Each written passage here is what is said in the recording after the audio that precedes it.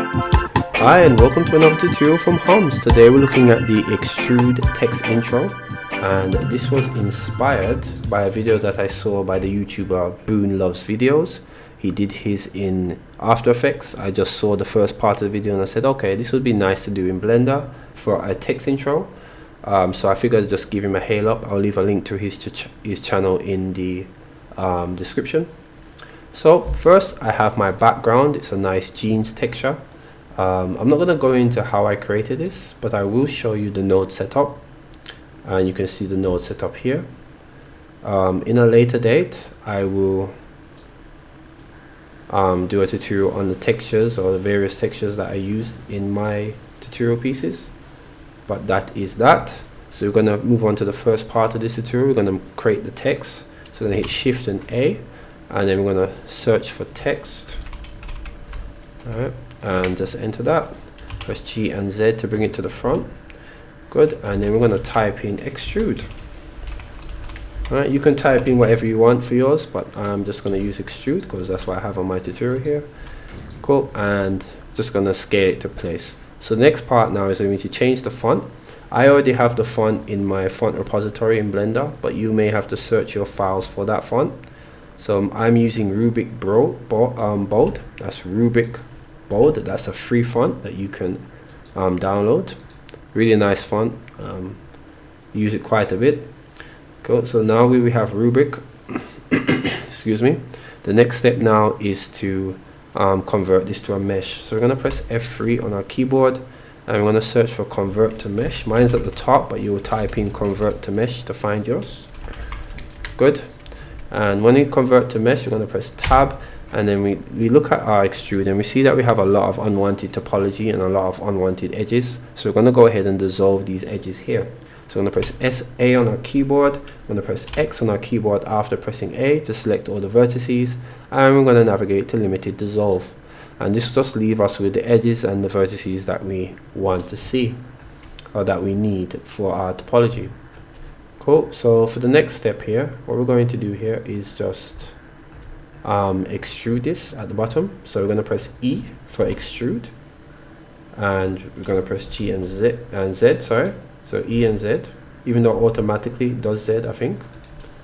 So just extrude E, yeah, automatically it does Z. So you want to make sure everything is selected and it's below. So let me just lift this up a bit. Cool. Just delete that one. Good, and with all of these vertices selected, we're going to go to our vertex group on the side. You can find that in the data object panel here. And we're going to press plus. I'm going to call this hook, and then we're going to press assign. So if we want to know if these vertices have been assigned to the vertex group, all we have to do is deselect and select, and we notice that it does select and deselect, so that means that it's been successfully added. Good. Next we're going to go ahead and we're going to need that for later, and also we're going to need it for now. So we're going to go ahead and select all the vertices at the top. We want the front faces selected. We could select them by going to face and select them one by one, but I'm just going to press A on my keyboard, and that will select all vertices. Then I'm going to go to the vertex group that we just created and hit deselect, and that will just leave us with the front faces here. Cool. So what we want to do here is that we want to make some seams, because we're going to need that for our grease pencil convert, so we can do our outline. So we're going to press Control, or is it Shift and E? No, Control and E, and we're going to, with everything selected, E, we're going to hit Mark Seam. Good.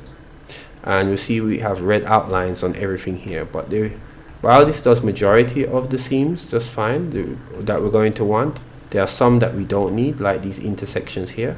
So we're just going to get rid of them. So we can go ahead and select edge select here at the top, and we're going to select these and hit Control and E and clear seam, and we're just going to clear it for all of the seams that we just don't need.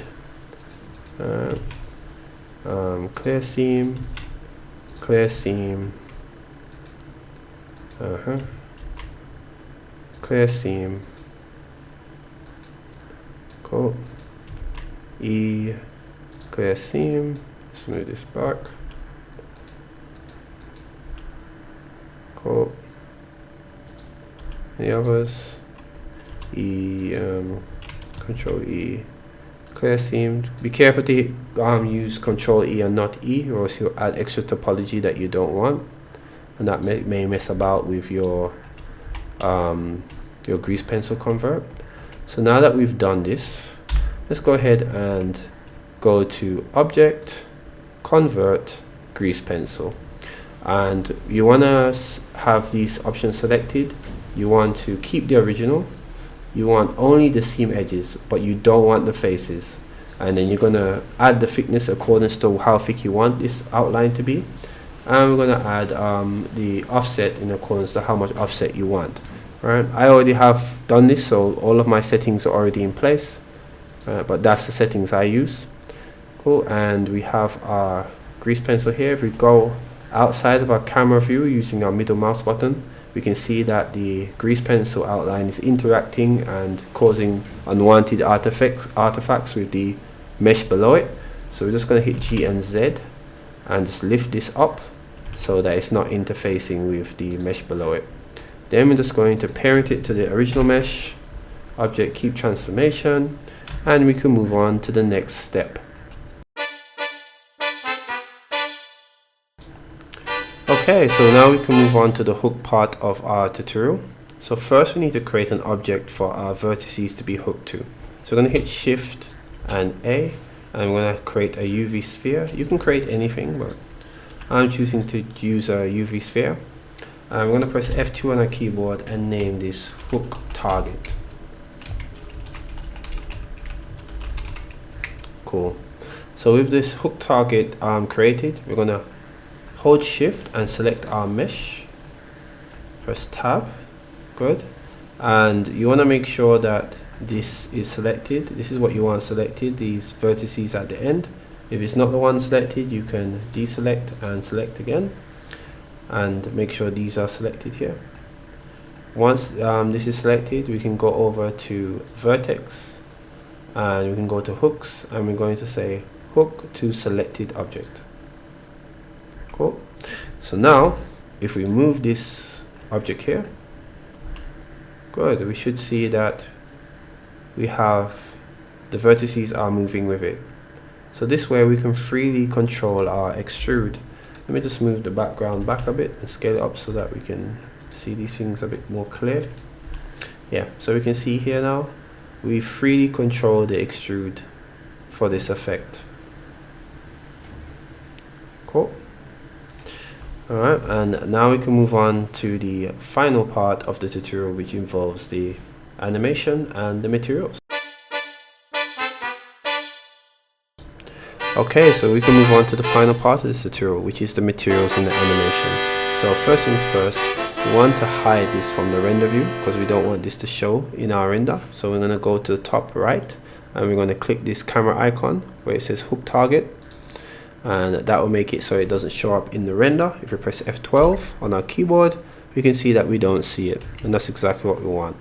So for the next part, we're going to do the material. So first, let's do the grease pencil outline. I have mine in a purple, so I'm just going to change it to purple. And you want to make sure that the lights is also turned off when you create a grease pencil object via convert. The lights is turned on by default. Turn it off because it will cause your outline to be colored black no matter what color you choose. Cool. Now we're going to change the color of the text itself. So to do that, we're going to go to our material tabs and we're going to add two materials. Good. Let's add a second one. So with the two materials added, the first one we're going to add is the bottom material. So we're just going to press Tab and we're going to select everything here with A, and we're going to assign it to the bottom material. Good. Let's make that material an emission. In fact, I think I have that material somewhere. Yeah, this is the material I use, which is a variation of this jeans pattern. So you do the bottom first, and the top one I have it to be a white material. I'm going to animate this material, so we want it emission because we want it to be flat and not to be affected by light. Cool. So to color the top part of this now, what we're going to do is we're just going to go ahead and deselect, go to the vertex group where it says hooks and deselect, And when we deselect now, we're only left with the vertices at the top. So we can go back to our material now and assign the color. And if we press tab, we see that we have our text color on the top and bottom as we intended. Cool. So for the next part here, let's go over to our timeline. So it's gonna lift our timeline window section up here. Cool. So with this now, let's go ahead and animate this. Firstly, I'm going to parent this hook to the extrude. Cool. So to keep without transfer, so wherever the extrude moves, the parent moves as well, right? And that makes it so that when we move the extrude text, right, the controller doesn't accidentally move the extrude, the vertices behind it, without us really wanting that effect. Cool. So what we need now that we have this, I want to make sure that this is at 0. Yes, it is. So if this is not showing up on frame 1, you want to go to grease pencil here, and you want to make sure that this keyframe is at frame 0. Ours is at frame 0, but you want to check for that. Good. So once you have that, let's go ahead and do some animation. So the first part of the animation, we want the extrude to be as small as possible. So about here, shouldn't be visible. Good. And we want to use some scale animation here. So let's add a scale. Let's scale it down a bit, sorry. Okay, we're going to go on to frame 55 now and add another scale. So let's go to frame 55. Let's scale it up a bit more. Good. And let's add a bit of scaling here. Cool. So it has one scale and then another scale. Let's go to dope sheet because we're in grease pencil so we can see our keyframes. I think this is about right. One scale and it's going to scale again. Cool. So what we want here now is we want the scale to start and sort of slow down and stop. So we're going to go to the edge. This is a trick that I like to use for fast speed up to a slow down. Cool. So what we need is we're going to go to somewhere to the end, about 3/4 of the way to the opposite side of the 2 keyframes here. Then I insert another keyframe here. And then we're going to go ahead and just move this to the front to about 1/4. Good. Yep, so that way, right, we get a slowdown, and then we can do the same for this one here. So we're going to go up to about 3/4, add a scale keyframe, and then drag it back to about 1/4. Cool. So it starts, stops, and then starts again. 1, 2. Cool. So if it's moving a bit too slow here, so I'm just gonna bring the keyframes down a bit.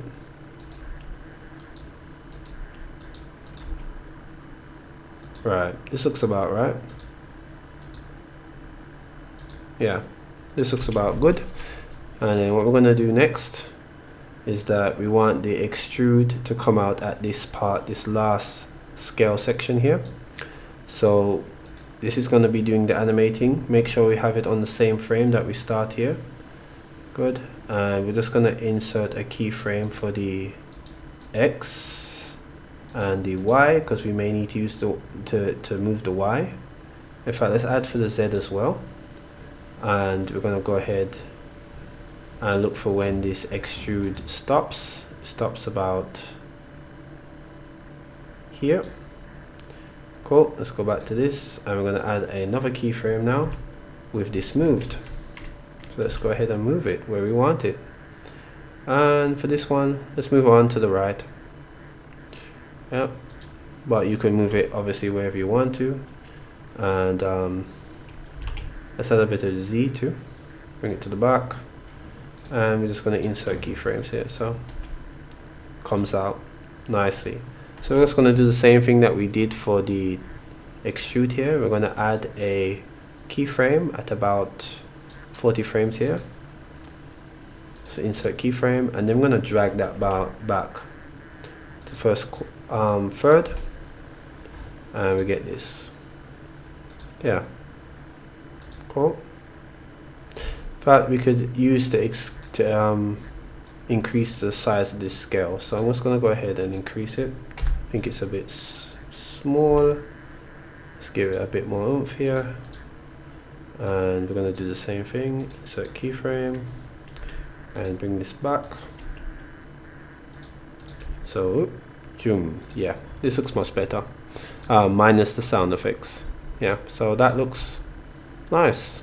So all we have to do now is to modify the colors and we should be just fine. So here we're just going to select the extrude. We're going to go to the material, make sure the white is selected, then we're going to go to shade, the shading window or the shading workspace here, and we're going to add a keyframe. Basically insert keyframe. You can also go to the material and do this here. In fact, let's do it to the material, that's a bit easier. So what we're going to do first, before we add this keyframe, let's open up the timeline and let's have the keyframe set here. Insert keyframe, and at this point insert keyframe again. Cool, and we're going to have a keyframe at the end. So that's 3 keyframes. Let's take a look at the material and the shader node. So keyframe here,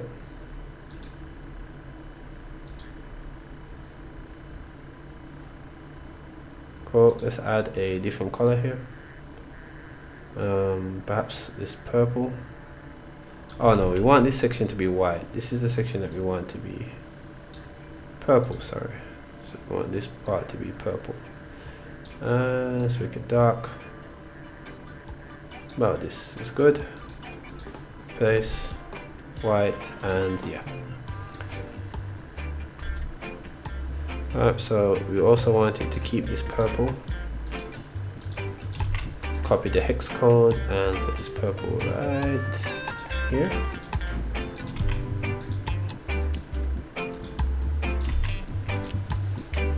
First keyframes. Yeah. Cool. And that is our extrude animation. If you enjoyed this tutorial, give it a thumbs up. If you have any better ways to do things, please put that in the comments. That helps all of us, that helps me, that helps people reading and searching for these ideas. My channel is relatively young, right? Not young, but relatively unknown, and persons may be looking for these things, and just by your comments it helps them to understand that they can find these things in this tutorial, or they could look else in other ideas, right? Because Blender is difficult that way, so it's good to have that kind of input. So until I see you again with another tutorial, get up and design a new door. Later.